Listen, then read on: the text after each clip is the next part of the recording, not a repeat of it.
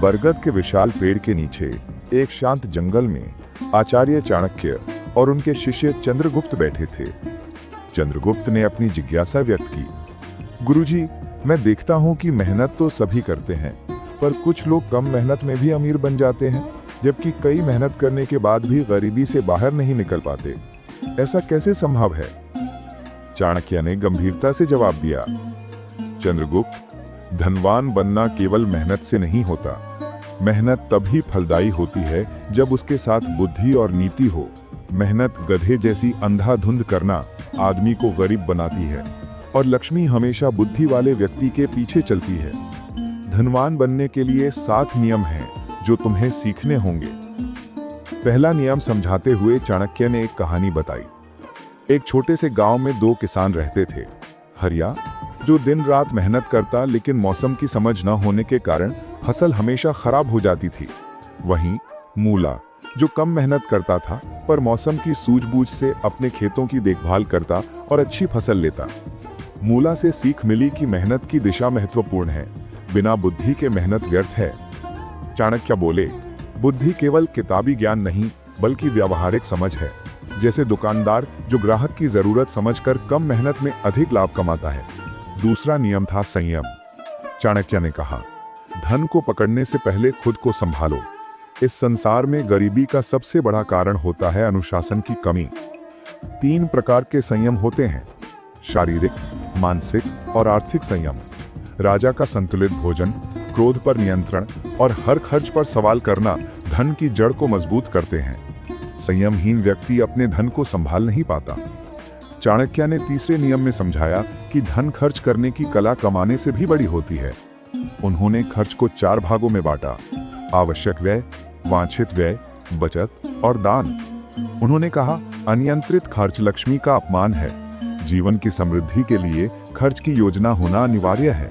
उनका चौथा नियम समय का महत्व था। समय धन से भी ज्यादा कीमती है। उन्होंने कहा, जो समय को व्यर्थ करता है वो कभी अमीर नहीं बन सकता। अमीर व्यक्ति हर पल का सही उपयोग करता है और बुद्धि की तेजी से निर्णय लेता है। आचार्य ने 5वें नियम में कहा कि सबसे बड़ा निवेश बुद्धि में होता है। धन को वस्तुएं खरीदने में नहीं बल्कि ज्ञान और समझ बढ़ाने में लगाओ। विद्या परम धन है जो न चुराई जा सकती है और न नष्ट हो। छठा नियम था अवसर की पहचान। चाणक्य ने समझाया कि अवसर क्षण भर के होते हैं। समय को पकड़ना इसी प्रकार है जैसे चंचल पशु को पकड़ना। जिस व्यक्ति के पास समय की जागरूकता और मेहनत होती है वही अमीर बनता है। अंत में उन्होंने 7वें नियम के रूप में धन संरक्षण की कला बताई। धन को अनेक मार्गों में बांटना चाहिए। एक जगह रखकर सुरक्षित नहीं रखा जा सकता। बिना संरक्षण के धन कभी स्थिर नहीं रह सकता। चंद्रगुप्त ने मन ही मन इन बातों को अपने जीवन में उतारने की ठानी। वो समझ गया कि मेहनत और बुद्धि दोनों का संयोजन ही अमीर बना सकता है। ये 7 नियम केवल धन संचय के लिए नहीं बल्कि जीवन के समस्त क्षेत्र में सफलता और स्थिरता के लिए भी हैं।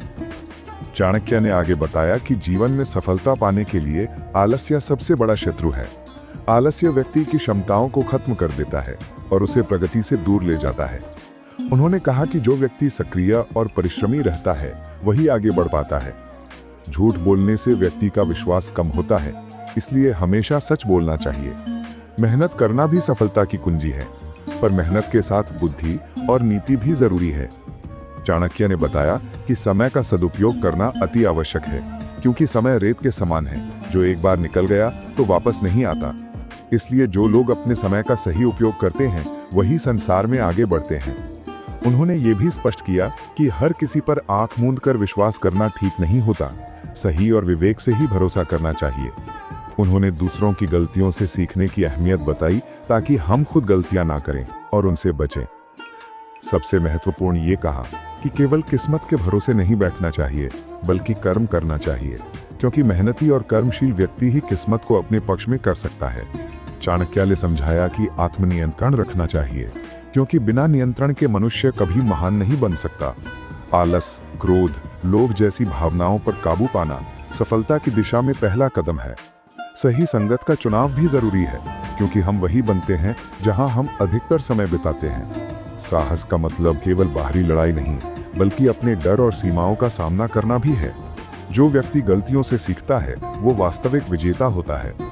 अंत में उन्होंने कहा कि निरंतर प्रयास और मेहनत सफलता की गारंटी है, इसलिए कभी हार नहीं माननी चाहिए। चंद्रगुप्त ने इन शिक्षाओं को अपने मन में गहराई से उतारा और प्रण किया कि वो अपने जीवन में स्व अनुशासन, समय प्रबंधन, सही संगत और अवसरों को पहचान कर मेहनत करेगा। वे समझ गए कि केवल बुद्धि और नीति के साथ ही धन, सम्मान और सफलता मिलती है और ये संपूर्ण जीवन को समृद्ध बना देती है।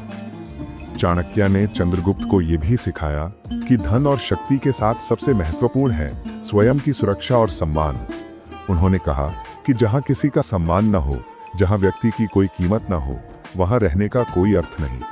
ऐसे स्थानों और लोगों से दूर रहना चाहिए जो आपके विकास में बाधा डालें या आपका अपमान करें। उन्होंने ये भी कहा कि जीवन में दुष्ट और अपराधी लोगों से सावधान रहना चाहिए, जिनका मकसद केवल नाश करना होता है। यदि आप कमजोर हों और खुद की रक्षा कर पाने में असमर्थ हों, तो समय रहते वहां से दूर हो जाना ही अच्छा है। चाणक्य ने समझाया कि विजय और सफलता केवल बाहरी संघर्ष से नहीं आती, बल्कि अपने अंदर के भय, आलस्य और कमजोरियों पर जीत हासिल करने से भी मिलती है। सही ज्ञान, विवेक और समय के सही इस्तेमाल से ही व्यक्ति अपने लक्ष्य को पा सकता है।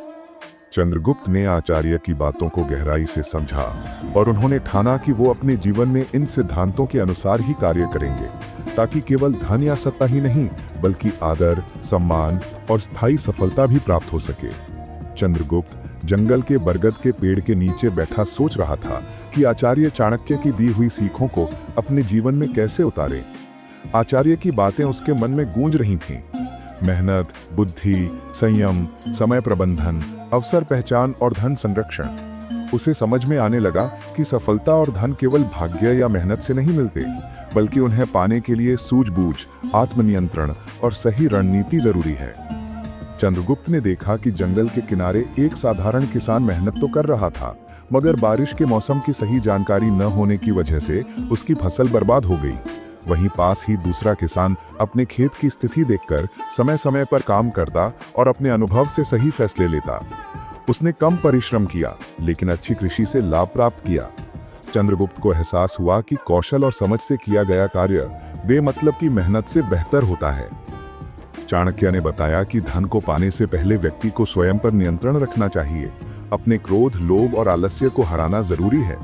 जब मन संयमित होता है, तभी धन का सही संरक्षण संभव है। उन्होंने शारीरिक संयम, मानसिक संयम और आर्थिक संयम के उदाहरण दिए, जैसे राजा का संतुलित भोजन, व्यर्थ क्रोध से बचना और हर खर्च पर सवाल करना। ये संयम धन की मजबूत जड़ कहा जाता है। बिना इसकी स्थिरता असंभव है। धन कमाना आसान है, मगर उसे योजनाबद्ध तरीके से खर्च करना महत्वपूर्ण है। चाणक्य ने खर्चों को आवश्यक व्यय, मनमर्जी के व्यय, बचत और दान में बांटा। दान को लक्ष्मी को प्रसन्न करने का तरीका बताया, जिससे धन का प्रवाह बना रहता है। उन्होंने समय का महत्व भी समझाया, जो धन से भी ज्यादा मूल्यवान है। समय का नियोजन बुद्धि को तीव्र करता है और निर्णय क्षमता बढ़ाता है। चाणक्य की ये भी सीख थी कि सबसे बड़ा निवेश बुद्धि में होता है। ज्ञान और समझ को धन समझो, क्योंकि ये कभी खोता नहीं बल्कि बढ़ता रहता है। जो व्यक्ति ज्ञान में निवेश करता है, वो सही फैसले लेकर अवसरों को भुनाता है। अवसर क्षणिक होते हैं, समय रहते पहचानना और उनका सदुपयोग करना सफलता की चाबी है। अंत में चाणक्य ने बताया कि धन को एक जगह जमा करके रखना मुनासिब नहीं है। धन का संरक्षण विविध स्रोतों में करना चाहिए, ताकि जोखिम कम हो। वे चुनौती देते हैं कि केवल धन कमाना नहीं, बल्कि उसे उचित तरीके से खर्च करना, समय का सही उपयोग करना और अपने चरित्र का निर्माण करना ही सच्ची समृद्धि है। चंद्रगुप्त ने इस पूरी शिक्षा को आत्मसात किया। उसने सोचा कि वो न केवल मेहनत करेगा, बल्कि चाणक्य की नीति के अनुसार बुद्धिमानी और संयम के साथ अपने जीवन को संवारने की पूरी कोशिश करेगा। उसने ठाना कि जो भी करे वो जानबूझकर और अपनी योजनाओं के तहत करेगा, जिससे उसका जीवन न केवल सफल हो, बल्कि सम्मानित भी बने। इस नई सोच और परिवर्तन के साथ चंद्रगुप्त ने अपने जीवन का नया अध्याय प्रारंभ किया। एक ऐसा जीवन जो केवल धन और संपत्ति के लिए नहीं, बल्कि एक सिद्धांतों और नीति से संपन्न जीवन होगा। चंद्रगुप्त ने आचार्य चाणक्य के मार्गदर्शन में अपने जीवन को एक नए दृष्टिकोण से देखा। चाणक्य की नीतियों ने उसे न केवल एक साधारण युवक से राजनेता और बाद में सम्राट बनने की राह दिखाई, बल्कि जीवन को समझने और उस पर विजय पाने का सलीका भी सिखाया। चाणक्य की शिक्षाओं का पालन करते हुए चंद्रगुप्त ने नंद वंश के अत्याचारी और भ्रष्टाचार का अंत करने का दृढ़ संकल्प लिया। चंद्रगुप्त ने समझा कि उसके सामने बड़ी चुनौतियां हैं, शत्रुओं की सेना, विभाजित राज्यों की राजनीति और जनता की अराजकता। पर चाणक्य ने उसे सिखाया था कि सफलता के लिए योजना, सूझबूझ और कूटनीति जितनी जरूरी है, उतना ही महत्व धैर्य और साहस का भी है। चंद्रगुप्त ने अपने अनुशासन और आत्मनियंत्रण को बढ़ाया, समय का सदुपयोग करना शुरू किया और अवसरों को पहचानना सीखा। चाणक्य ने उसे न केवल युद्ध कला सिखाई, बल्कि शासन के कुशल नीतिकार के तौर पर भी तैयार किया। चंद्रगुप्त ने उनकी सलाह पर चलते हुए अपने आसपास जागरूक और विश्वास पात्र लोगों को इकट्ठा किया।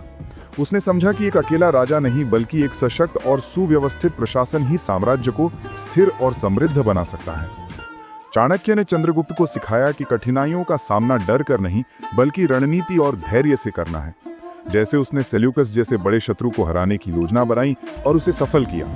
चंद्रगुप्त ने अपने राज्य के सभी पहलुओं, अर्थव्यवस्था, सेना, न्याय व्यवस्था, सामाजिक सुधार पर ध्यान केंद्रित किया। चाणक्य की नीतियों के अनुसार चंद्रगुप्त ने धन की प्राप्ति, उसके उपयोग और संरक्षण के बीच एक संतुलन बनाया। उन्होंने महत्वपूर्ण ये भी समझा कि राजा का कर्तव्य केवल सत्ता प्राप्त करना नहीं, बल्कि प्रजा की भलाई सुनिश्चित करना है। सफलता का असली मापदंड केवल त्याग, सेवा और सही नेतृत्व ही है। इस तरह धीरे धीरे चंद्रगुप्त मौर्य मगध साम्राज्य का मजबूत शासक बना। उसका नाम इतिहास के पन्नों में महान सम्राट के रूप में दर्ज हुआ। चाणक्य के 7 नियमों और उनकी शिक्षा के अनुसार चलकर वो केवल धनवान ही नहीं, पर एक आदर्श शासक भी बना। चंद्रगुप्त मौर्य के जीवन का अंतिम और महत्वपूर्ण अध्याय उसकी महान उपलब्धियों और शासन की व्याख्या से भरा हुआ है। चाणक्य के मार्गदर्शन में चंद्रगुप्त ने न केवल अपने साम्राज्य को विस्तार दिया, बल्कि उसे मजबूत, सुव्यवस्थित और न्यायप्रिय बनाया। अपने शासनकाल में चंद्रगुप्त ने नंद वंश के अत्याचारी राजाओं को परास्त कर मगध की सत्ता हासिल की। ये संघर्ष आसान नहीं था। पहले प्रयास में वो असफल हुआ, लेकिन हार से निराश न होकर चाणक्य के साथ मिलकर उसने एक मजबूत सेना और रणनीति विकसित की। नंद वंश का अंत कर उसने मगध की गद्दी पर अधिकार कर सम्राट बनना संभव किया। इसके बाद उसने पंजाब और सिंध क्षेत्रों को विजय कर अपने साम्राज्य का विस्तार किया, जिससे मौर्य साम्राज्य एक विशाल सत्ता बन गया। सिकंदर के उत्तराधिकारी सेल्यूकस निकेटर को परास्त कर उसने कंधार, बलूचिस्तान, काबुल और अफगानिस्तान के प्रांतों को अपने अधीन किया। चंद्रगुप्त ने अपने राज्य में प्रशासनिक सुधारों का क्रांतिकारी रूप लागू किया। उसने एक सुचारू और सक्षम शासन व्यवस्था की स्थापना की, जिसमें प्रांतीय और स्थानीय प्रशासन को स्वायत्तता दी गई, जिससे साम्राज्य के विभिन्न भागों में न्याय और व्यवस्था बनी रही। न्याय व्यवस्था को कठोर और प्रभावशाली बनाया गया ताकि प्रजा को शांति और सुरक्षा मिले। आर्थिक दृष्टिकोण से चंद्रगुप्त ने कृषि, उद्योग, वाणिज्य और व्यापार को बढ़ावा दिया। सिंचाई की व्यवस्था को बेहतर बनाया, तालाब, नहर और कुएं बनवाए ताकि कृषि क्षेत्र समृद्ध हो सके। स्वास्थ्य और शिक्षा के क्षेत्र में भी उसने कई सुधार किए, जैसे औषधालयों की स्थापना और शिक्षण संस्थाओं को राज्य का समर्थन। सैन्य क्षेत्र में चंद्रगुप्त ने विविध सेनाओं, पैदल, घुड़सवार, हाथी और रथ का व्यापक संगठन देकर एक शक्तिशाली और प्रशिक्षित सेना बनाई, जिसने उसके साम्राज्य की सीमाओं को सुरक्षित रखा। उसने अपने शासन को मजबूत करने के लिए धैर्य और कुशल कूटनीति का इस्तेमाल किया, जिससे उसने अनेक विरोधियों को परास्त किया। चंद्रगुप्त मौर्य का शासन न केवल सैन्य विजय, बल्कि लोक कल्याणकारी शासन का भी आदर्श था। उसने दीन दुखी और अकाल पीड़ितों की सहायता की, न्यायप्रियता और सामाजिक समरसता को बढ़ावा दिया और साम्राज्य को लंबे समय तक स्थायी बनाया। अपने जीवन के अंतिम समय में जैन धर्म के प्रभाव में आकर चंद्रगुप्त ने संन्यास भी ग्रहण किया।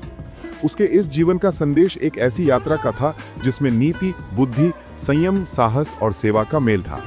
चाणक्य की नीतियों को अपने जीवन में अपनाकर चंद्रगुप्त मौर्य ने इतिहास में अमरता पाली। ये कहानी केवल धन और सत्ता की नहीं, बल्कि जीवन के हर क्षेत्र में सही मार्ग चुनने और उसे मजबूत करने की है।